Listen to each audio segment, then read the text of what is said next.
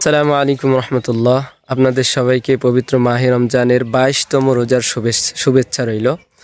তো আমাদের মসজিদে রমজান মাসের 30টা দিন ইনশাআল্লাহ পুরা মাস ব্যাপী ইফতার মাহফিল হয়।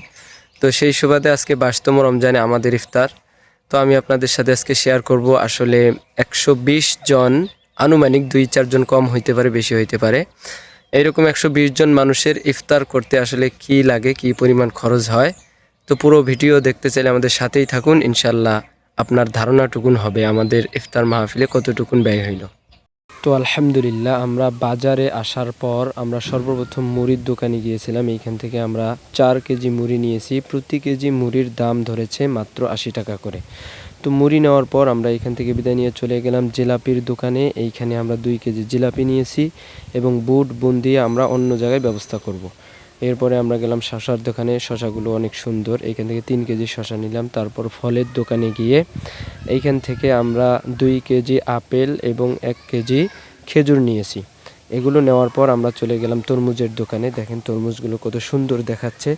তো আমরা দাম করতেছিলাম 60 টাকা কেজি। তো আমরা এখান থেকে 4 কেজি প্লাস এইরকম একটি তরমুজ নিয়েছি।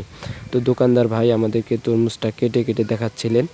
তো আমরা দেখলাম তরমুজের সাইজ, কালার অনেক সুন্দর ছিল। তো আলহামদুলিল্লাহ, আল্লাহ তাআলা শুকরিয়া।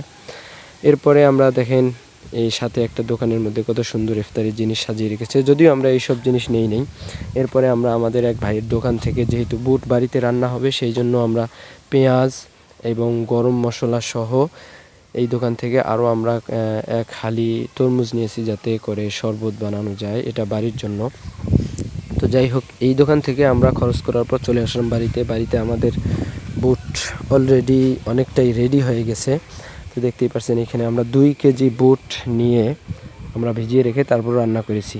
সমস্ত খরচের পর দেখতেই পাচ্ছেন আমাদের এলাকার মুরব্বীরা সবাই মিলে ইফতার তৈরি কাজে ব্যস্ত সময় পার করছে। তো প্রতি রমজান মাসে এইভাবে সবাই ইফতার তৈরির কাজে এই সময়টা এখানে ব্যয় করে। অনেক ভালো লাগে এই কাজে অংশগ্রহণ করার পর, অনেক ভালো লাগে। আপনারাও চাইলে অংশগ্রহণ করতে পারেন।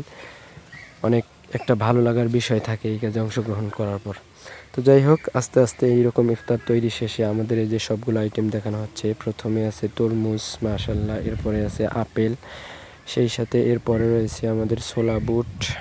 এরপরে দেখেন গাজরটা অনেক সুন্দর দেখাচ্ছে। তারপরে খেজুর এবং শশা, এবং এইখানে রয়েছে বুন্দিয়া এবং সাথে রয়েছে জিলাপি।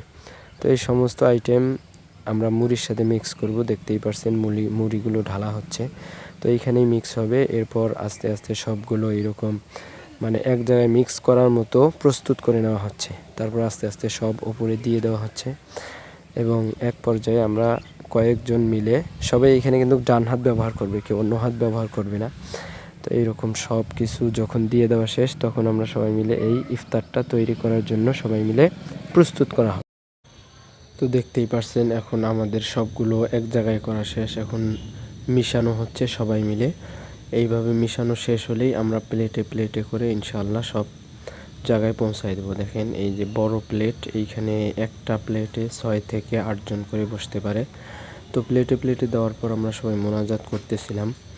এখন মোনাজাত চলছে, আমি মোনাজাত পরিচালনা করতেছি আলহামদুলিল্লাহ। তো মোনাজাতের পরপরই ইনশাআল্লাহ সময় হওয়ার সাথে সাথেই আমরা ইফতার গ্রহণ করা শুরু করে দেব।